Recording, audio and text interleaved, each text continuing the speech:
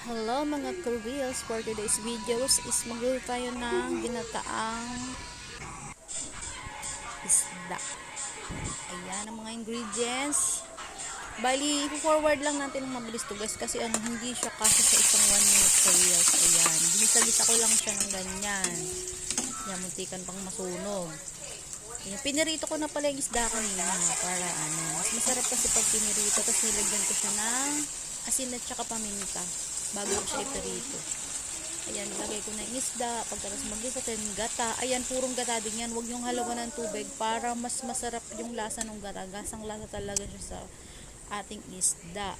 Marami, ayan, patis. Tapos, damihan nyo yung kamatis, tsaka luyo. Kasi yun din ang dagdag ng aroma ng papasarap dyan sa natin. Hindi ko na rin pala siya nilagyan ng pechay kasi ayaw nila ng pechay. Bali, talong lang yung nilagay ko dyan, guys. Ayan lang. Ayan yung talong. Tapos yung tato puti, konti lang. Yan, tansya lang. Pero konti lang nilagay ko. Ayun, para na siya masyadong asin.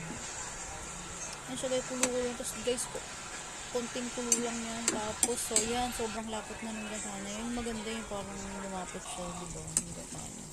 Ayun lang guys, thank you for watching.